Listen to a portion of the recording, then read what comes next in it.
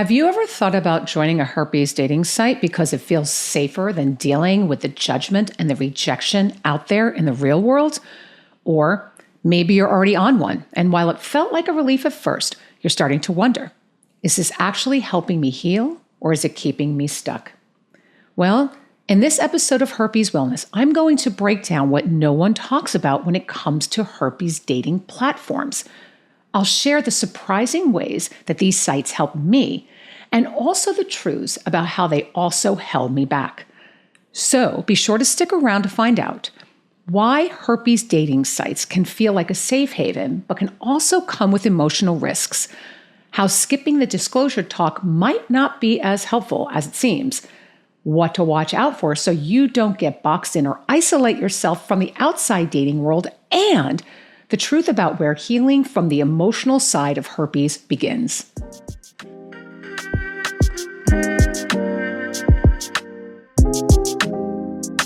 Hi, I'm Dupree, and I help people to navigate life with herpes. And for those that are new to this channel, I want to welcome you.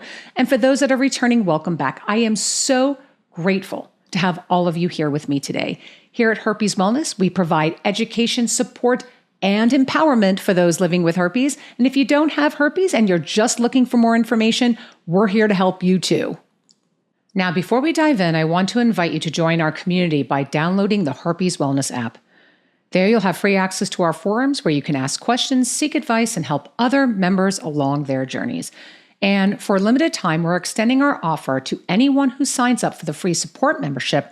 We're going to upgrade you to the Connection membership, which includes access to a whole bunch of cool features, such as a listing in our member directory and member search, direct messaging with other members, a group chat lounge, member-led events, both virtual and in person, plus monthly live streams with me where we talk about everything herpes. Now, normally this membership is $19 a month, but you'll get this access for free for as long as you remain a member. And if you're wondering about privacy, we've got you totally covered. The app icon will actually say H Wellness. So if someone happens to see your screen, you won't disclose your status unintentionally. So be sure to join us at Herpes Wellness. The link to download the app for both the App Store and Google Play is in the description box below. Now let's get into it. Now, before we begin, I want to share something personal because I know I'm not the only one who's felt this. When I was first diagnosed with herpes, I genuinely believed that my dating life was over. And here's what's crazy about how I was feeling. I spent 10 years in a relationship with someone who disclosed to me from the very beginning that he had herpes. I loved him and I accepted him fully just as he was. It just didn't matter to me. And I didn't allow herpes to be a barrier to a loving relationship. So you think that when it happened to me, I'd be able to give myself that same kind of love, right? No, I didn't. Let me ask you this. Have you ever found yourself offering someone else compassion and understanding and acceptance, but when it comes to yourself, you don't? You put yourself down or you criticize yourself constantly, and you know that you would never speak to someone like that or treat them badly. So why in the world would you do that to yourself, right?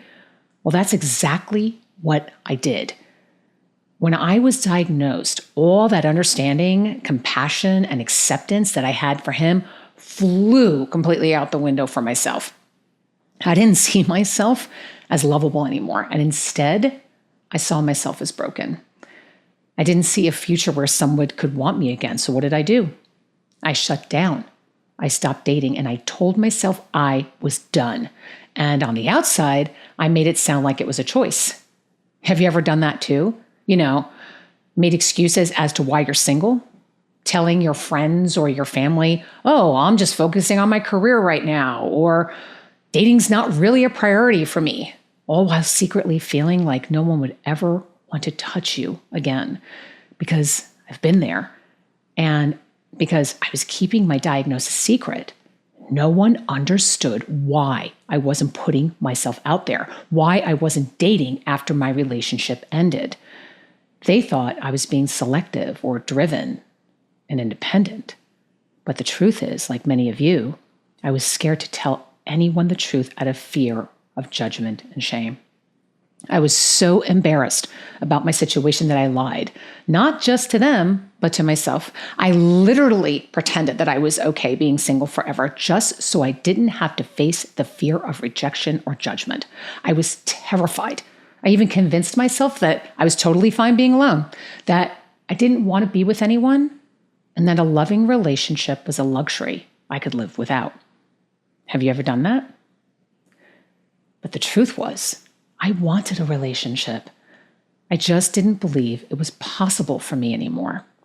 And then one afternoon, when I was in a downward emotional spiral, I started Googling things like having herpes sucks and my life is over with herpes, because seriously, that's what I felt like for over 2 years. And then out of nowhere, an ad popped up, and it was for a dating site for people like us.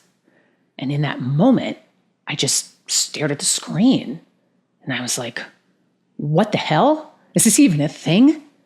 I literally had no idea something like that even existed. Heck, I didn't even know that people talked about herpes in spaces like that, let alone dated around it, right? And in that moment, for the first time in over 2 years, I started to believe that being in a relationship could actually be possible. I wasn't really sure what to think of the dating site, but I was definitely curious. And that curiosity, it ended up taking me on a path I never expected, one filled with connection and comfort and a few uncomfortable truths that I didn't see coming. So, after I found the site for people with herpes, I felt like my prayers were answered. After convincing myself that I'd be alone forever and pretending that I didn't give a crap anymore, just seeing that site gave me some friggin' hope. It really did. And if you've been down that path too, where you've convinced yourself that your dating life is over and that no one will ever want to be with you again, and then suddenly you stumble upon a platform full of people who get it, you know exactly what I'm talking about. It's like this huge weight has been lifted off your shoulders. You don't have to explain yourself. You don't have to prep some speech and experience that horrible feeling of having to disclose to somebody. You can just be you. And finally, I didn't feel like an outsider, and that felt frigging amazing, because herpes can feel like a really lonely place, right? Anyway, after letting it all sink in, I decided to add my profile. And let me tell you, that was a whole nother story. I sat there staring at that screen, wondering, should I upload a picture? Should I use my real name or an internet name? And then I had another thought. What if someone I know sees me on here? The thought of that happening was absolutely terrifying. I hadn't told anyone about my diagnosis, not my friends, not my family, no one. And here's the thing. So many people are scared to talk about it. So I had no idea if anyone in my circle also had herpes and just didn't say anything. I mean, it was possible, right? Maybe I wasn't the only one. So now it wasn't just about dating anymore. I felt like there was this chance that I'd be exposed and seen in a way that I didn't want to be. And maybe you felt that too. It's like you want to connect so badly. You want to meet someone. And at the same time, you're still trying to protect yourself, because the thought of being found out is scary as hell. But after sitting with it for a while, I realized something. The possibility of finding love again far outweighed the fear of someone finding out. So I just went for it. I created a profile. I even uploaded a picture. But I did use an internet name because using my real name felt super uncomfortable. I'm sure you've done that at one time or another too. Anyway, shortly after, I had a few people contacting me, and I went on a few dates, and eventually I met a cool person that I dated for about a year. And I must admit, it felt really good not to be rejected or to feel embarrassed or to even be afraid of being intimate with someone. But here's the thing that no one really talks about. That kind of safety, it can come with a cost. Because once I started interacting with people on these sites, before the guy I dated for a year, and even afterwards, I started to notice something. I wasn't just dealing with my own emotions around herpes anymore. I was also dealing with everyone else's. Some of the people I met were really struggling. They were super pissed off and upset that this happened to them. I mean, who the hell wouldn't be? Everyone I talked to either got it from someone who didn't disclose it to them at first, which is really messed up, or their partner had no idea that they had it themselves and transmitted it to them. And for me, even though I chose to be with someone who had herpes, I was so angry with my ex and blamed him for getting it. So the way that they were feeling, I could 100% relate to them. But I wasn't fully in a place where I could hold space for it all. Because the truth is, I was still trying to hold space for myself. And let me be super clear here. It wasn't that they were doing anything wrong. They were just expressing how they felt, and rightfully so. Heck, I did too. I mean, we had no idea what our diagnosis meant for our future, and that alone was something to be really upset about. It's just that I hadn't healed enough back then to be in any position to help people navigate their emotions because I was still trying to navigate my own. Even though it had been some time since my diagnosis, things still felt really raw. Especially every time I had another outbreak. Trust me when I tell you that I wanted so desperately to connect, but I also felt like I had to protect my own energy. And that's something I didn't see coming at all. Have you ever felt that? When you're just trying to deal with your own crap, and then anything else on top of that just feels like it's way too much. It doesn't mean that you're a bad person or that you don't care. It just means that you need some space to get your stuff figured out first. And there was something else I wasn't quite ready for either. When I met someone new, most conversations started off with, how did you get it? How long have you had it? How do you manage it? And listen, I get it. We all want something we can relate to. But at some point, I just wanted to be seen as more than my diagnosis. Can we talk about anything else? Seriously, talk about anything else. Have you ever just wanted to feel normal again instead of herpes now defining who you are? Because that's exactly how I felt. I was craving normalcy. And while these sites gave me a space where I didn't have to hide, they also made it hard for me to forget. It followed me into every conversation, and more often than not, it was the opener and the focus. Now, I want to get something straight. I'm not knocking this way of dating or meeting people. Lots of people have met this way, and they've gone on to have these amazing relationships. But the one thing I craved when I was first diagnosed was connection. I wanted to talk to anyone who actually got it. Heck, that's the reason why I created Herpes Wellness, so that people like us could find real connection, support, but most of all, empowerment. But here's what I've learned. In the beginning, when I was still terrified to talk about my diagnosis, those sites made it easy to stay in hiding. Did it feel safer? Heck yeah, it did. But at some point, I realized that having both a community of people I could relate to, and also finding a way to feel empowered enough to speak my truth to my friends, my family, and people I dated without shame or fear, that was the thing that would change everything, and also what would finally set me free. Now, here's something else that I didn't expect. Once I started opening up and getting more comfortable with myself, I started to notice this thing that was happening, especially when only dating in the herpes community. Most of the time, the disclosure talk never happened, it was just already assumed. No need to bring it up. No need to explain anything. And while that might sound like a total relief, and trust me, I thought it was too at first, I started to realize that it wasn't as helpful as I thought it would be. Here's why. Because the more I avoided talking about it, the harder it became to talk about it at all. And here's something I want you to know. If you never practice having the conversation, how in the world are you supposed to feel confident having it later on with someone outside of that circle? Let me ask you this. Have you ever avoided something so much that it started to feel bigger than it actually was? Well, That's what happened with me and disclosure. I avoided it, so it started to feel like this giant, scary thing looming over every potential connection. So while dating within the community gave me a break from the anxiety of rejection, it also kept me from building one of the most important muscles I needed, my voice.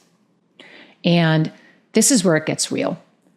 If you want to actually feel free, like really free, you've got to learn how to own and share your story. And not when it's easy, not just then. Not just when you know the other person already gets it, but when you have no idea how they're going to respond. And that takes practice.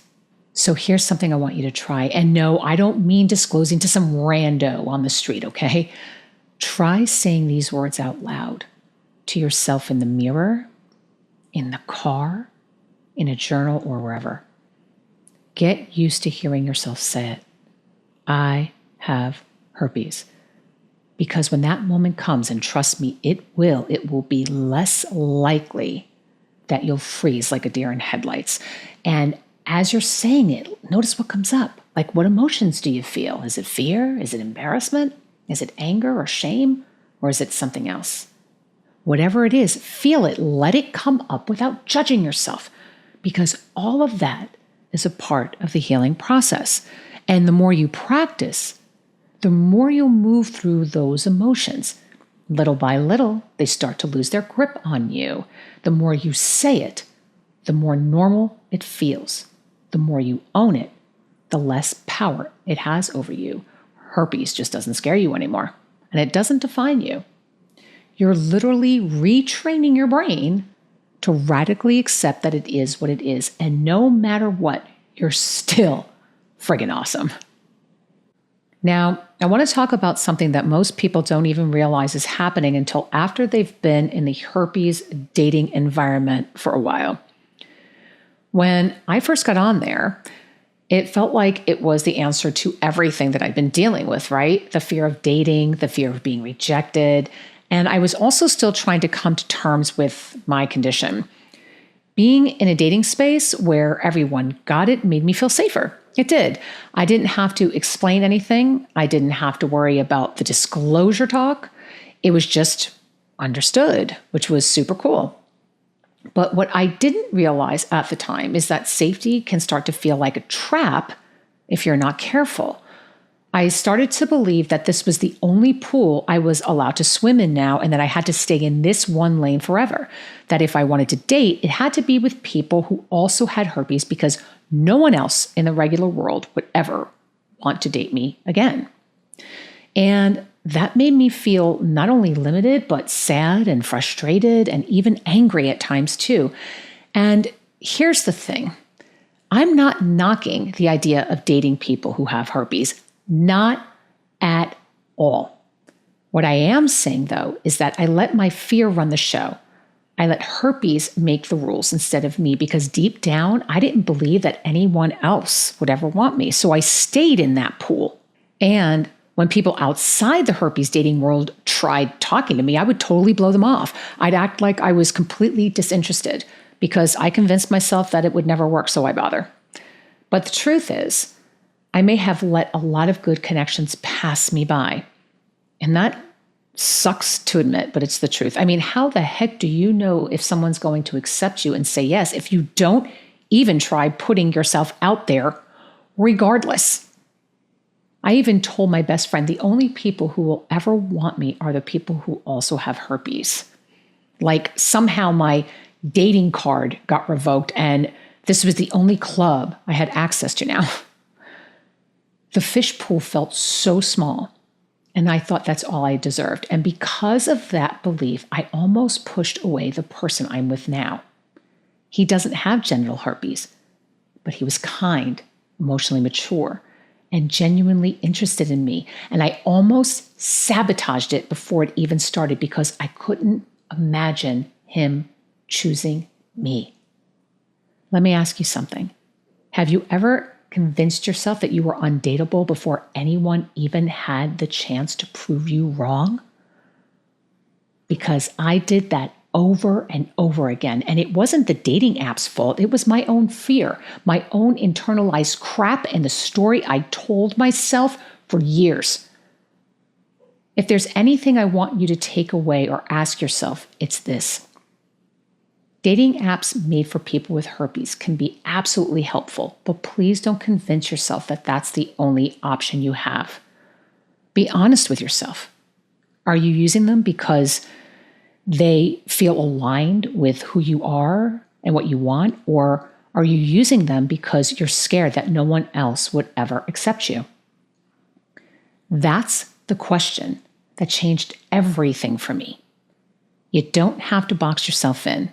You don't have to play small.